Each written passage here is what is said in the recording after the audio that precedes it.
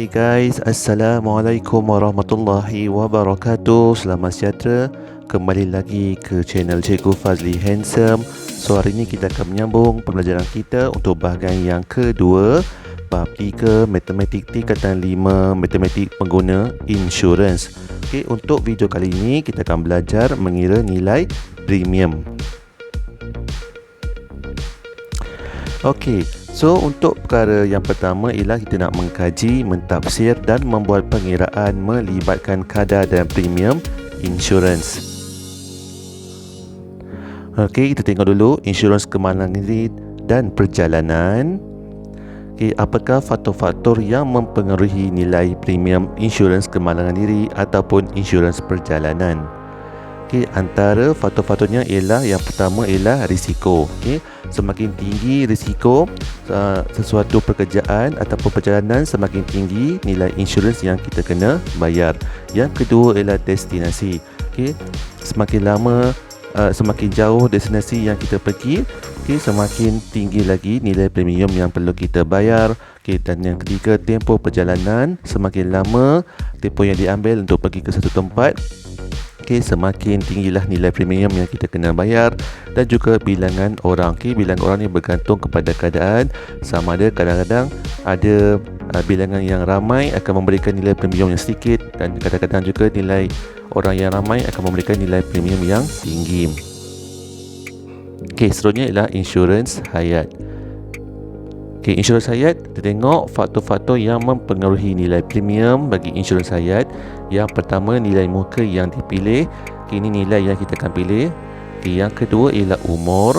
Okey, umur semakin umur meningkat tinggi, okey, semakin tinggi nilai premium. Kenapa? Kerana sebab apabila umur semakin meningkat, jangka hayat seseorang itu pun bertambah pendek.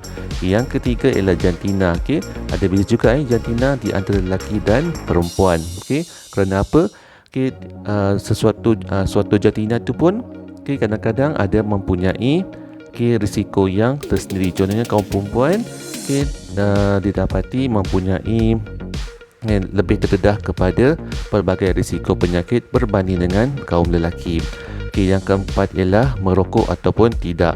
Okey, kenapa merokok atau tidak menjadi faktor bagi peningkatan ataupun pengurangan nilai premium? Kerana merokok juga, okey, memberikan pendedahan terhadap sesuatu penyakit kritikal ataupun penyakit yang berbahaya.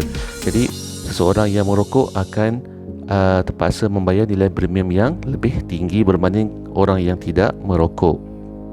Okey, apa yang dimaksudkan dengan nilai muka polisi?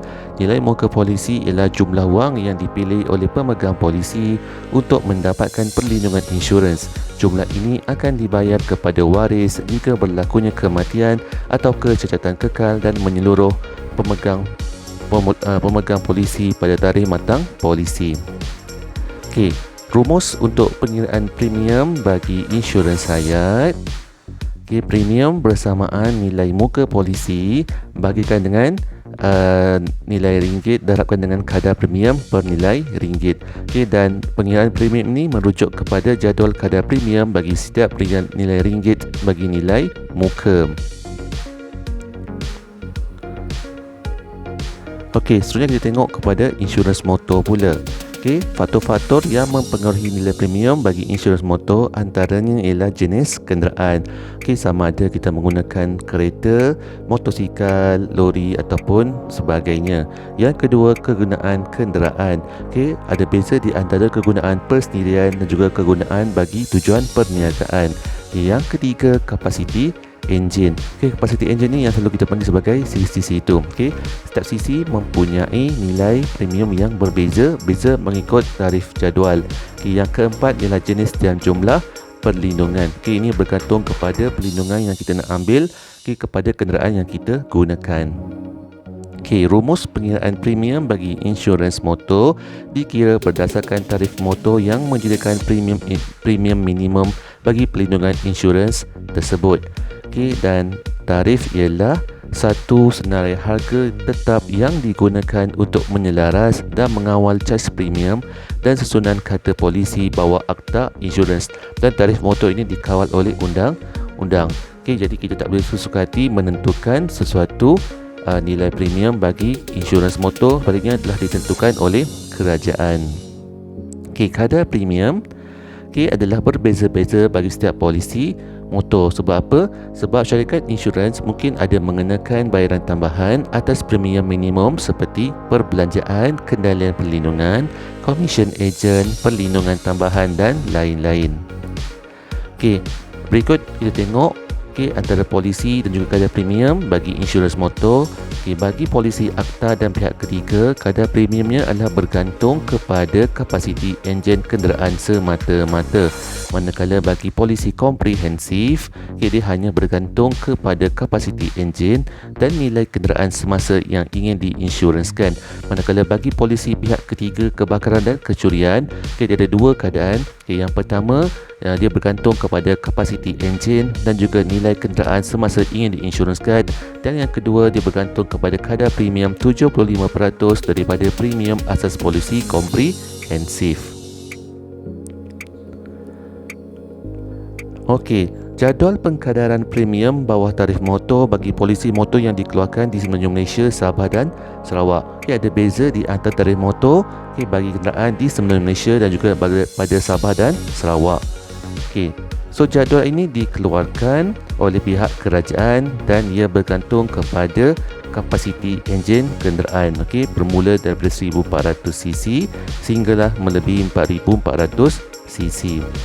So dia ada beza di antara Semenanjung Malaysia dan juga Sabah dan Sarawak, di antara polisi komprehensif dan juga bagi polisi pihak yang ketiga.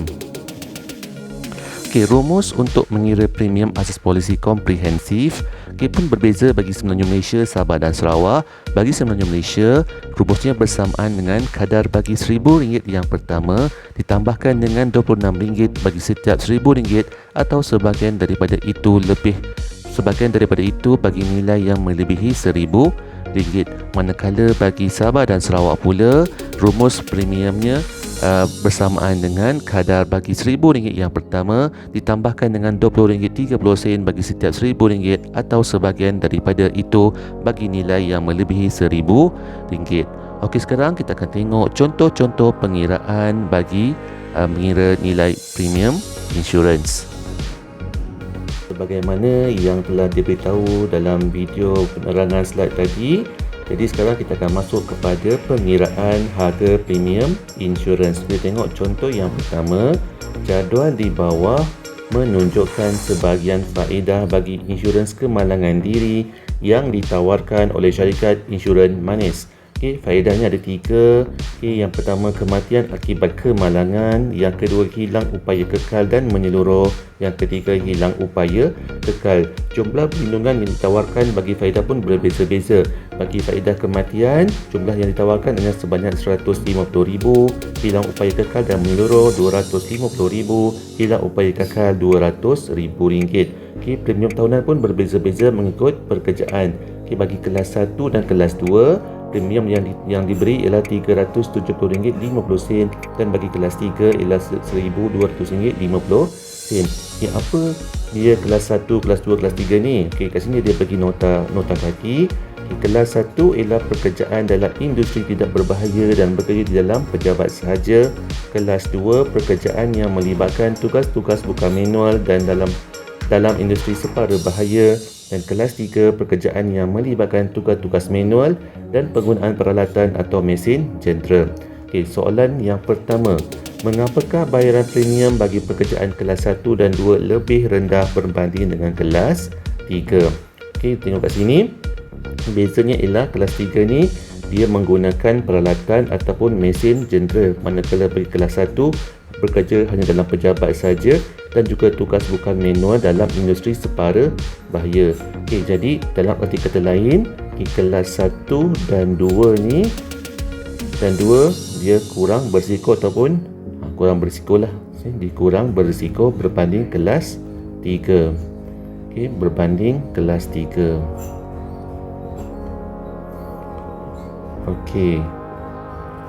Soalan yang kedua, Samad bekerja sebagai juru mesin yang mengendalikan mesin dan jentera di dalam kilang. Pada pendapat anda, insurans kelas berapakah yang patut dibeli oleh beliau? Berikan alasan anda. Okey, memandangkan Saman ialah seorang juru mesin, okey, dan kerjanya hanya mengendalikan mesin dan jentera di dalam kilang. Jadi kita tengok kat sini kelas yang ada menggunakan peralatan mesin hanya kelas yang ketiga. Okey. Hanya kelas yang ketiga kerana apa? Kerana kelas 3 ni okey, dia melibatkan pekerjaan yang berisiko. Okey, pekerjaan yang berisiko okey, iaitu mengendalikan jentera dan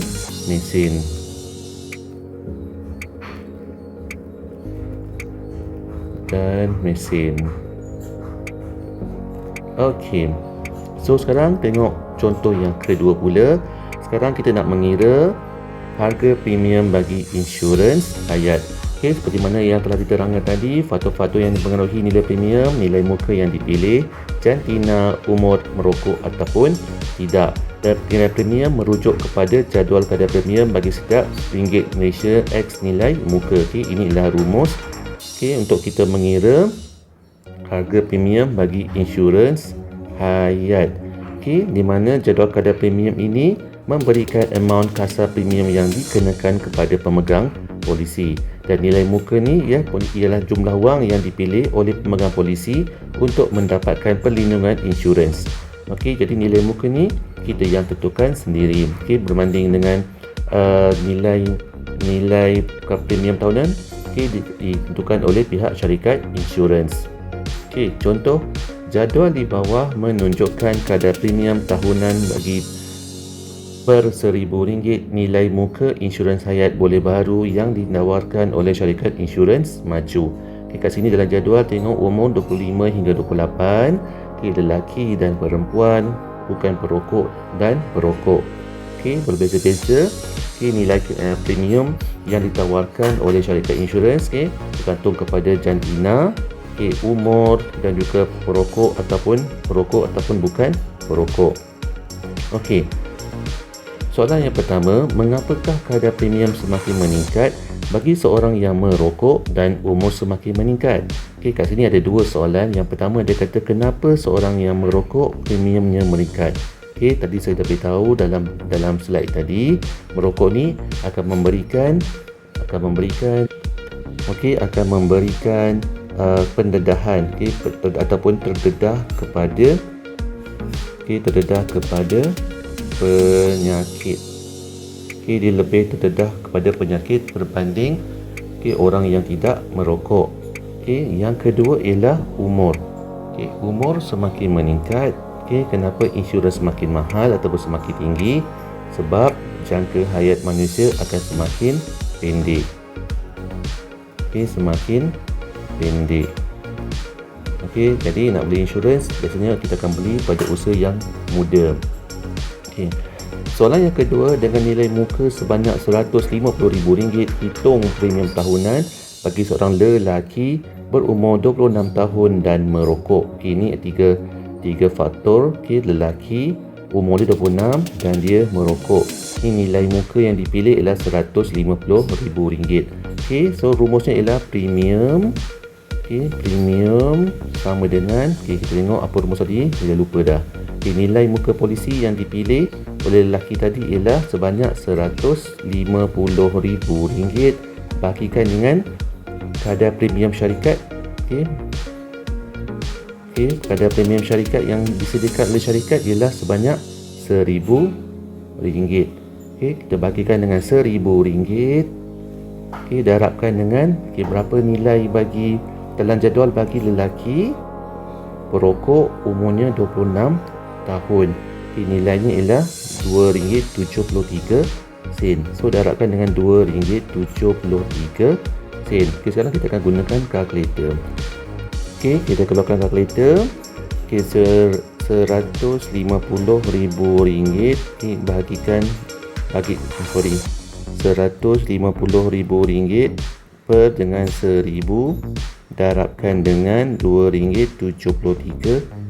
Jawapannya ialah RM409.50.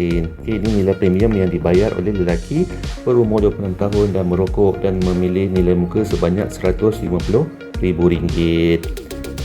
Yang ketiga, dengan nilai muka sebanyak RM100,000, hitung premium tahunan bagi perempuan umur 28 tahun dan tidak merokok.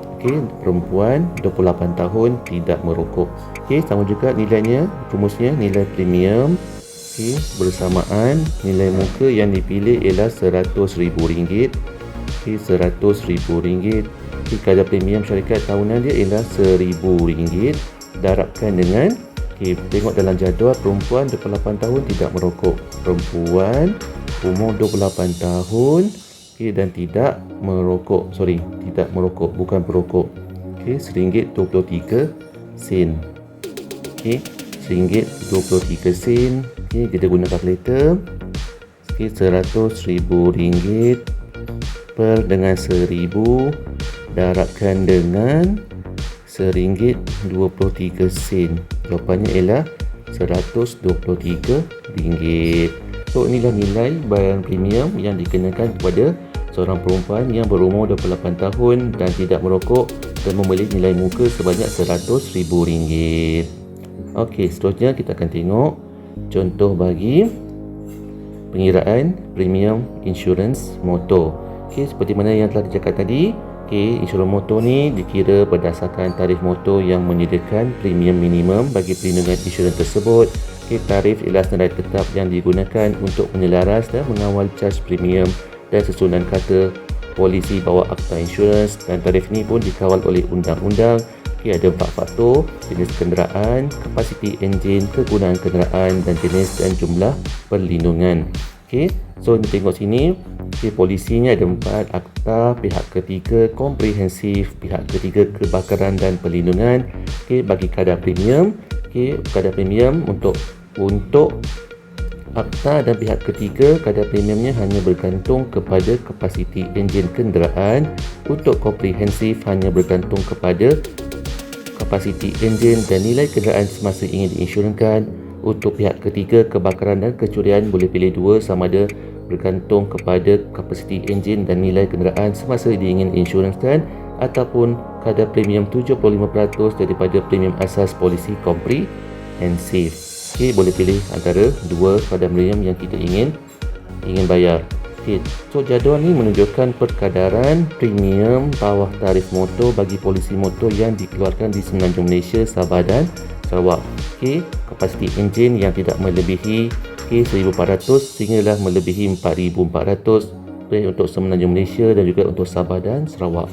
Nilainya tak sama, berbeza-beza di antara kapasiti enjin, di antara polisi komprehensif dan juga pihak ketiga, dan juga mengikut lokasi kenderaan, sama ada di Semenanjung Malaysia ataupun di Sabah dan Sarawak. Bagi polisi komprehensif, kadar yang dikenakan adalah RM1,000 pertama daripada jumlah yang diinsurenskan. Tadi rumus pun kita dah tengok. Rumusnya mengira premium asas polisi komprehensif bagi Semenanjung Malaysia, kadar bagi RM1,000 yang pertama, tambahkan dengan RM26 bagi setiap RM1,000 atau sebahagian daripada itu bagi nilai yang melebihi RM1,000. Bagi Sabah dan Sarawak pula, bersamaan kadar bagi RM1,000 yang pertama, tambahkan RM20.30 bagi setiap RM1,000 atau sebahagian daripada itu bagi nilai yang melebihi RM1,000. Sekarang tengok contoh. Encik Siva menetap di Melaka.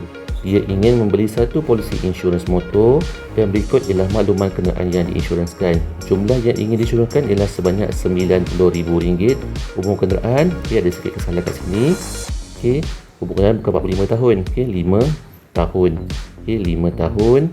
Kapasiti enjin 1600cc. NCD dia ialah 25%. NCD ni telah ditentukan oleh pihak kerajaan. So hitung premium kasar bagi polisi komprehensif yang pertama, yang kedua polisi pihak ketiga kebakaran dan kecurian yang kedua, dan juga yang ketiga polisi pihak ketiga berdasarkan jadual tarif motor 2015. Dalam ruang jawapan saya dah siapkan jadual bagi setiap polisi. Yang pertama kita nak kira polisi komprehensif. Bagi RM1,000 yang pertama, kita tengok sekarang. Tengok dia punya cc ni ialah 1600cc. So tengok dalam jadual 1600cc berada pada panjaran yang mana? Dia berada pada panjaran yang kedua sebab dia tidak melebihi ataupun dia di antara 1400 hingga 1650. Jadi sebab nak beli polisi komprehensif, so bayaran bagi 1000 yang pertama ialah RM300.50. So kat sini saya tulis kat sini ialah kita tengok rujuk jadual. Supaya kita ingat, yang pertama mesti rujuk jadual. So RM305.50. Untuk yang kedua, RM26 darab apa ni? Untuk yang B pula. Tengok rumusnya, dia kata RM26 setiap RM1,000 atau sebahagian daripada itu bagi nilai yang melebihi RM1,000. Rumusnya ialah darabkan dengan, tadi dia punya nilai kereta ialah RM90,000. So RM90,000 tolakkan dengan RM1,000. Kita bahagikan lagi dengan RM1,000. Jadi kita guna kalkulator. RM90,000 tolakkan dengan RM1,000. Bahagikan dengan RM1,000. Jawapannya 89. Jadi RM26 darabkan dengan 89 darabkan dengan RM26 darabkan dengan 89, nilainya ialah RM2,314. Kemudian nak kira yang ketiga, premium asas bahagian yang A tambahkan bahagian yang B. So tambahkan ni, tambahkan ni 305.50 tambahkan dengan 2314. Jawapannya ialah RM2,619.50. Kemudian ada NCD. NCD sebanyak 25%. Maksudnya 25% darabkan dengan nilai premium asas ni. 2615.50. 25% darabkan dengan 2619.5, tekan kalkulator, jawapannya RM654.88. Kita bundarkan kepada dua tempat perpuluhan. So premium kasar dia, premium kasar ialah C tolak D, bukan tambah, C tolak D. So yang ni kita tolakkan dia. 2619.5 tolakkan dengan 654.88. Jawapan ialah 1964.62. RM1,964.62. Ini nilai yang perlu dibayar oleh Cik Siva jika dia memilih polisi komprehensif. Seterusnya, bagi polisi yang kedua ialah polisi pihak ketiga, kebakaran dan kecurian. Untuk mengira premium asas, tengok balik kepada jadual yang atas tadi tu.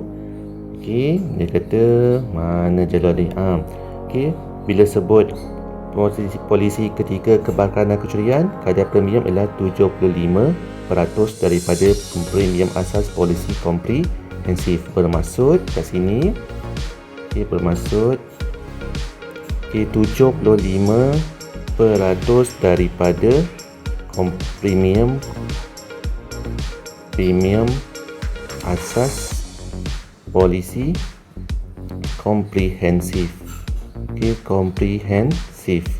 Jadi kat sini 75% bersamaan 75% darabkan dengan premium asas yang kat jadual atas ni. Kita pindahkan ke bawah. Jadi 2619.50. Guna kalkulator. 75% darabkan dengan 2619.5. So jawapannya ialah 1964.63. Kemudian yang kedua, kita nak kira NCD 25%. Cara yang sama juga. 25% darabkan dengan premium asas tadi yang dah dapat tadi, 1964.63. 25% darabkan dengan 1964.63. Jawapannya ialah 491.16. Saya bundarkan. Kemudian untuk mencari premium kasar, A tolak B, bukan tambah, A tolak B. So nilai A ni tolakkan dengan B. 1964.63 tolakkan dengan 491.16. So jawapannya ialah RM1,473.47. Ini ialah nilai premium bagi polisi pihak ketiga kebakaran dan kecurian yang perlu dibayar oleh Cik Siva. Seterusnya ialah polisi pihak ketiga. Untuk mengira premium asasnya ialah terus tengok kepada kita tengok pada jadual terus. Kita rujuk pada jadual. Sebab dalam jadual pun dah ada polisi pihak ketiga. Tak percaya, jom tengok balik. Mana jadual yang warna pink tadi tu? Sekarang kita kata sini tadi dia berada pada pancaran yang kedua. Ini nilai polisi komprehensif. So inilah nilai ketiga, pihak ketiga. So nilainya ialah RM135. RM135. Terus tulis kat sini RM135. NCD 25/100 darabkan dengan nilai 135. 25/100 darabkan dengan 135. Nilainya ialah RM33.75. Premium kasar A tolak B. Semua salah ni, A tolak B. So tolakkan ni 135 tolakkan RM33.75. So jumlahnya ialah RM101.25. Ini ialah nilai premium bagi polisi pihak yang ketiga. Jadi kalau kita boleh buat perbandingan kat sini, tengok sikit. Didapati premium polisi komprehensif lebih tinggi berbanding dengan polisi pihak ketiga kebakaran dan kecurian dan juga polisi pihak yang ketiga. Kenapa polisi komprehensif lebih tinggi berbanding yang lain? Video yang lepas kita dah sebut polisi komprehensif ni dia lebih baik berbanding dengan ketiga-tiga polisi yang lain. Setakat itu saja untuk video kali ini. Seperti biasa, jangan lupa subscribe channel Telegram saya, Cikgu Fazli Handsome. Jika ada sebarang komen, teguran, cadangan dan sebagainya, boleh tuliskan pada ruangan komen. Jika inginkan nota-nota yang saya gunakan dalam video saya, boleh subscribe channel Telegram saya, Cikgu Fazli Handsome. Sehingga kita berjumpa lagi untuk video yang akan datang. Bye.